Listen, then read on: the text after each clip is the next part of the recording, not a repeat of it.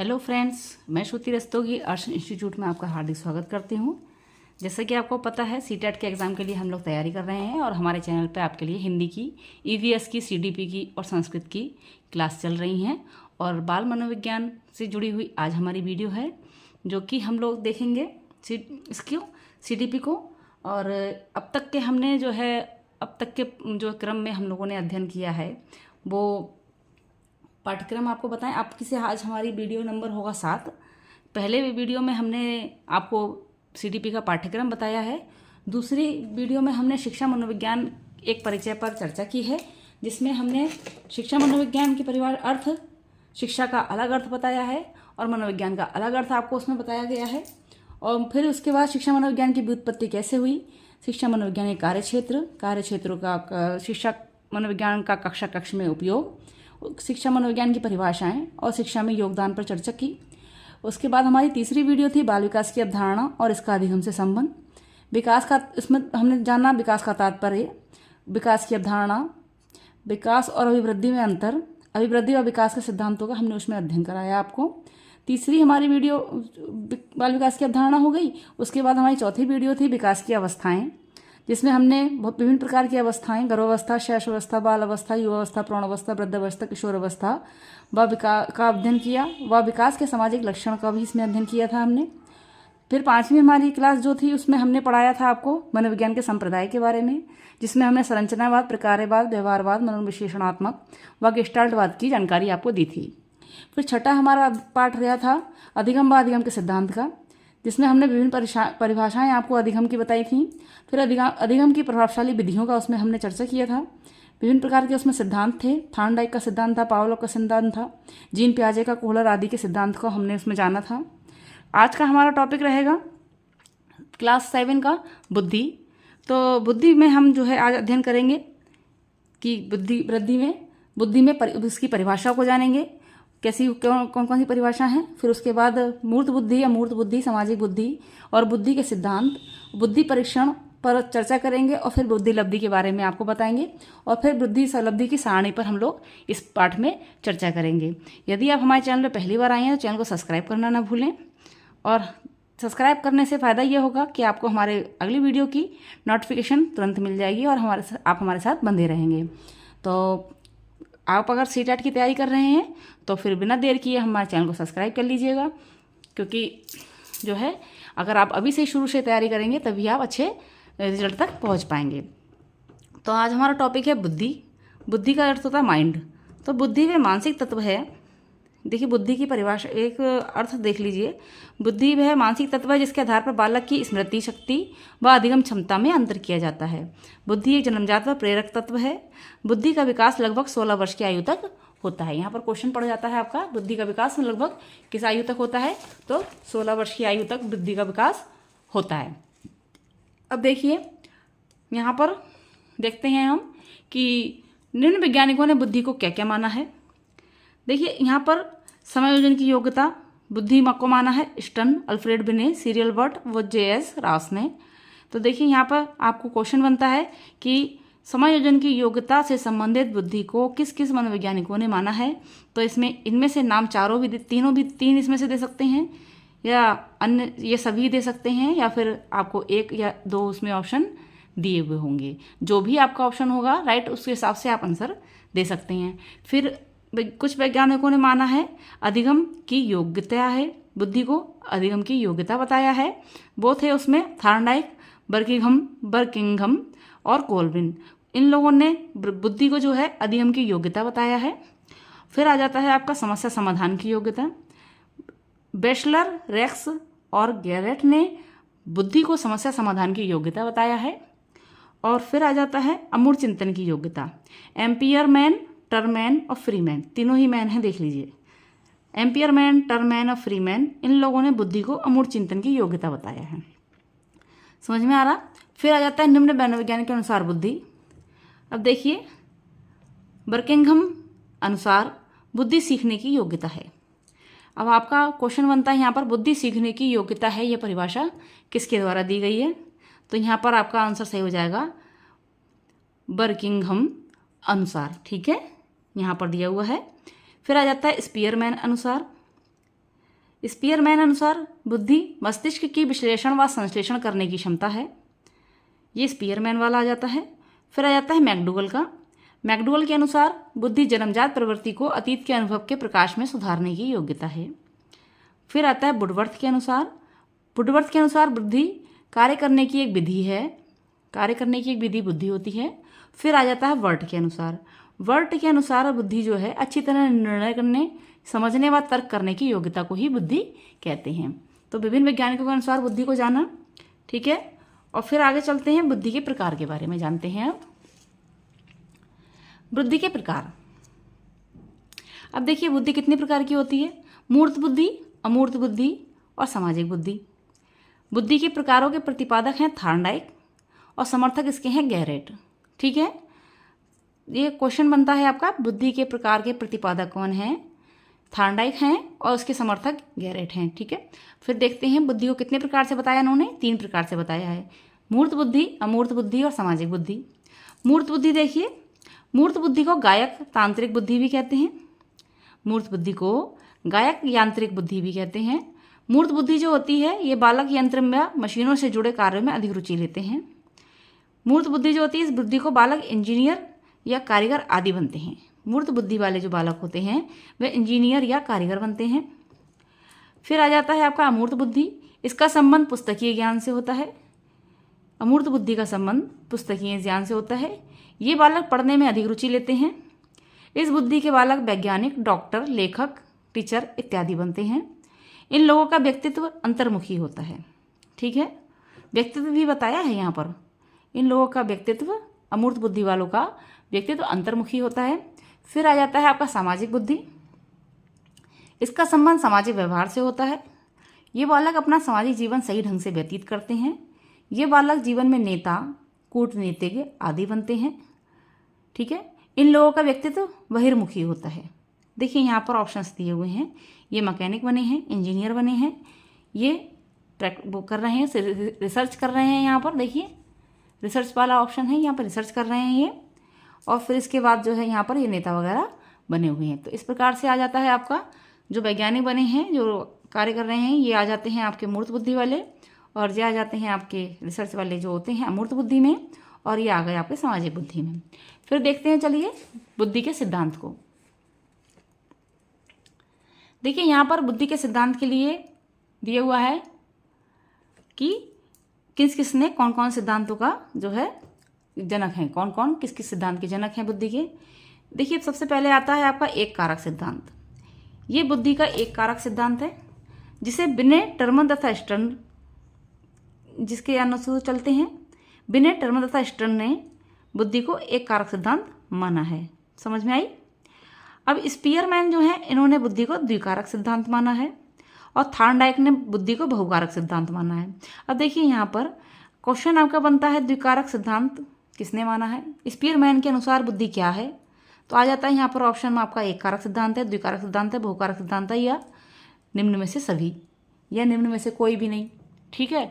तो आपको right answer देना है। स्पीयरमैन के अनुसार जो है बुद्धि द्विकारक सिद्धांत के अंतर्गत आती है, ठीक है। फिर आ जाता है आपका समूह कारक सिद्धांत थर्स्टन के अनुसार। थर्स्टन के अनुसार समूह कारक सिद्धांत हो गई। फिर आ जाता है आपका पदानुक्रम सिद्धांत। पदानुक्रम सिद्धांत जो है आपका किलिप बर्नर के अनुसार है। किलिप बर्नर के अनुसार बुद्धि पदानुक्रम सिद्धांत कहलाती है। जेपी मिलकोड के अनुसार बुद्धि को, जेपी मिलकोड ने त्रिआयामी सिद्धांत माना है। और आरवी कैटल का सिद्धांत है बुद्धि को लेके तरल ठोस सिद्धांत। तरल ठोस सिद्धांत किसका है? आरवी कैटल का। और बहुबुद्धि सिद्धांत है होवर्ड गार्डनर का। संज्ञानात्मक विकास का सिद्धांत है जीन पियाजे का। और परितंत्र सिद्धांत है रॉबर्ट स्टर्नबर्ग का। देखिए यहाँ पर जो आपका संज्ञानात्मक विकास का सिद्धांत है ये कई बार दिया हुआ है, त्रिआयामी भी दिया हुआ है क्वेश्चन पेपर में आपके, एक कारक, द्विकारक, बहुकारक भी आपके सिद्धांत बताए गए हैं, प्रश्न में पूछे गए हैं, ठीक है। तो यहाँ पर आपको ये इसको तो नोट्स में बनाना ही है, क्योंकि ऐसा है इसमें से भी क्वेश्चन 100% फंसता ही फंसता है। एक ना एक क्वेश्चन आपका बुद्धि से लेके ज़रूर आता है। तो फिर आप नोट्स बनाते चलिएगा, इस प्रकार से पढ़ के मत छोड़िएगा, नोट्स कंप्लीटली बनाते चलिएगा। फिर आगे देखते हैं, आगे आ जाता है हमारा बुद्धि परीक्षण। बुद्धि परीक्षण में क्या होता है? बुद्धि परीक्षण के जनक अल्फ्रेड बिने हैं। बुद्धि परीक्षणों का जनक देश में फ्रांस है, ठीक ठीक है। यहाँ पर जनक जो है अल्फ्रेड हैं और जनक देश जो है हमारा फ्रांस है। फ्रांस में अल्फ्रेड बिने ने बुद्धि परीक्षण किए हैं। बुद्धि परीक्षण यहाँ पर दो तरीके से किया है अल्फ्रेड बिने ने, एक व्यक्तिगत और दूसरा सामूहिक। ठीक है, तो जो अल्फ्रेड बिने ने बुद्धि परीक्षण किया था वो दो तरीके से है, व्यक्तिगत और सामूहिक। और व्यक्तिगत परिचय जो है आपका वो भी दो तरीके से है, व्यक्तिगत शाब्दिक व्यक्तिगत परीक्षण और अशाब्दिक व्यक्तिगत परीक्षण। अब देखिए यहाँ पे शाब्दिक व्यक्तिगत परीक्षण और अशाब्दिक व्यक्तिगत परीक्षण, ये भी दो ये शाब्दिक हो गया आपका दो तरीके से, और व्यक्तिगत अशाब्दिक परीक्षण जो है आपका हो गया चार तरीके से। ये देखिए, इसी को अगर आप याद कर लेंगे, चार्ट को बना लेंगे एक बार भी, अगर आप अपने रफ पे बना लेंगे नोट्स में तो आप भूलेंगे नहीं। ठीक है, व्यक्तिगत देखिए यहाँ पर बुद्धि परीक्षण दो प्रकार का है, व्यक्तिगत और सामूहिक। और व्यक्तिगत बुद्धि परीक्षण भी दो प्रकार का है, व्यक्तिगत शाब्दिक परीक्षण, व्यक्तिगत अशाब्दिक परीक्षण। फिर आ जाता है आपका व्यक्तिगत शाब्दिक परीक्षण भी आपका दो प्रकार का है, जिसमें आ जाता है आपका बिने साइमन परीक्षण और स्टैनफोर्ड परीक्षण। ठीक है, स्टैनफोर्ड बिने परीक्षण। फिर आ जाता है आपका व्यक्तिगत अशाब्दिक परीक्षण, ये आपका है चार प्रकार का, चित्र निर्माण, चित्रपूर्ति, भूलभुलैया, वेस्लर वैल्यू।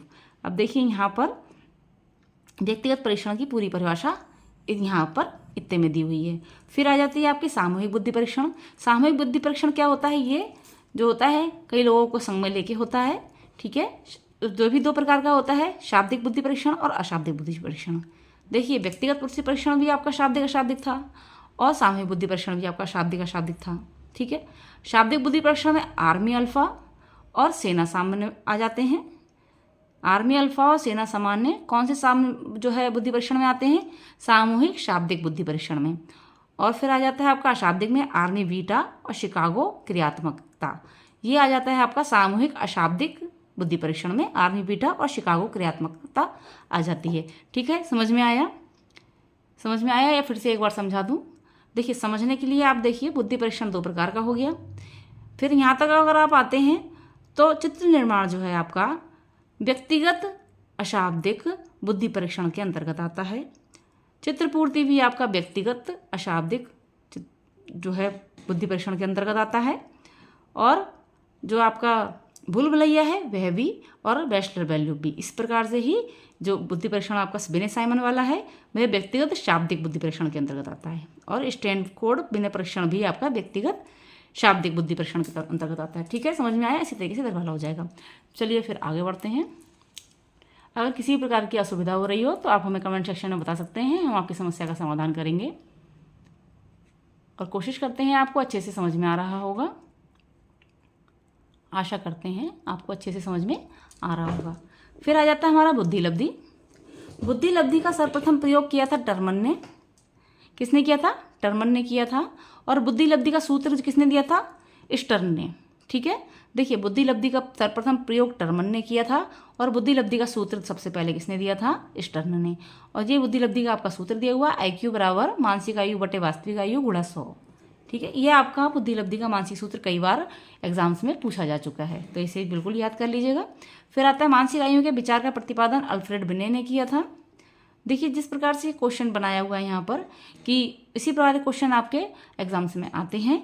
एक बालक की वास्तविक आयु 10 वर्ष है और मानसिक आयु 14 वर्ष है, तो बालक की बुद्धि लब्धि क्या है? अब देखिए यहाँ पर मानसिक आयु और वास्तविक आयु बता रखी है, मानसिक आयु वास्तविक आयु बता रखी है एक बालक की, है ना।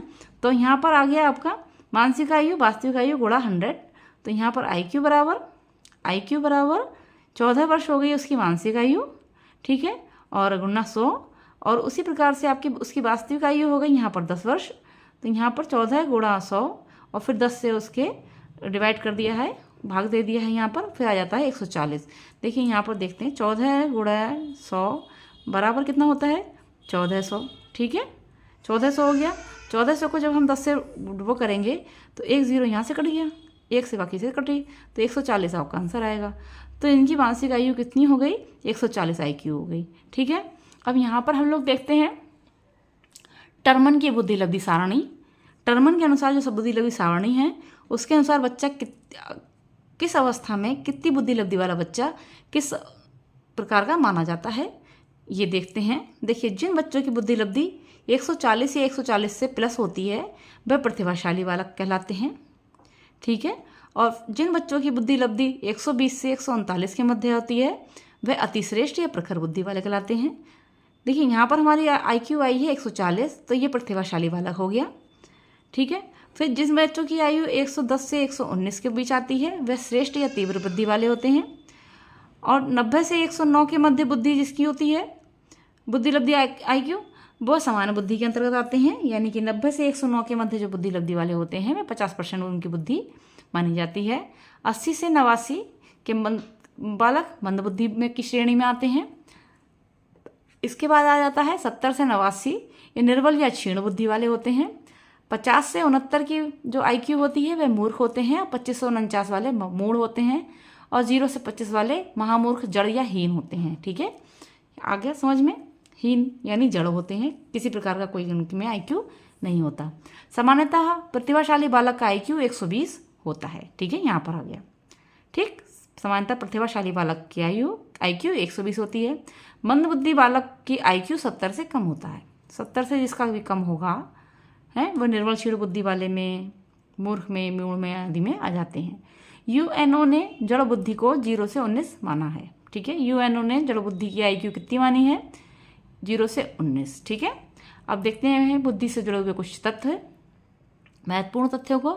देखिए, बालक में स्थित बुद्धि की मात्रा का मापन बुद्धि लब्धि ही कहलाता है। बुद्धि लब्धि क्या कहलाता है? बालक में स्थित बुद्धि की मात्रा का मापन। अब देखिए, टर्मन ने मानसिक आयु के बदले बुद्धि लब्धि विधि की खोज की और ये सूत्र निकाला। देखिए, फिर आता है तीसरा, बुद्धि मापने के लिए सन 1911 में बिने तथा साइमन ने मिलकर एक परीक्षण पत्रक तैयार किया था। टर्मन ने बुद्धि लब्धि का मान निकाला। बिने ने बुद्धि मापन का मनोवैज्ञानिक अनुसार आधार प्रस्तुत किया।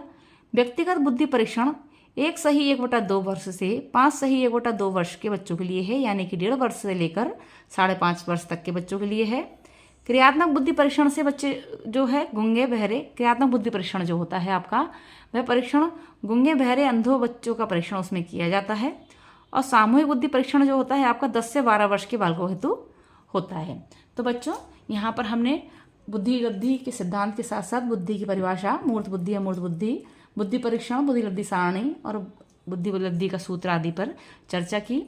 आशा करते हैं आपको संपूर्ण वीडियो समझ में आई होगी। यदि किसी भी प्रकार की आपको असुविधा लगती है या कोई चीज़ समझ में नहीं आती है तो आप कमेंट सेक्शन में हमें बताएं, हम आपकी समस्या का समाधान अवश्य करेंगे। और मिलते हैं, नेक्स्ट वीडियो हमारी रहेगी, वो रहेगी हमारा लेसन नंबर 7, वीडियो नंबर 8। ठीक है, लेसन नंबर 7 होगा और वीडियो नंबर 8 होगा और हम देखेंगे व्यक्तित्व को, यानी कि पर्सनैलिटी। ठीक है, तो फिर हमारे साथ बने रहिए। अगर आप सीटेट की तैयारी कर रहे हैं तो चैनल को सब्सक्राइब करना तो बिल्कुल भी नहीं भूलिएगा। और सब्सक्राइब करने के साथ साथ इसको शेयर भी कीजिए और अपने फ्रेंड सर्किल में हमारी वीडियो पहुंचाइए और उनको भी इसका लाभ दीजिए। ठीक है, मिलते हैं अपनी नेक्स्ट वीडियो में व्यक्तित्व पर्सनैलिटी वाले चैप्टर के साथ। तब तक के लिए take care, bye bye, thank you so much.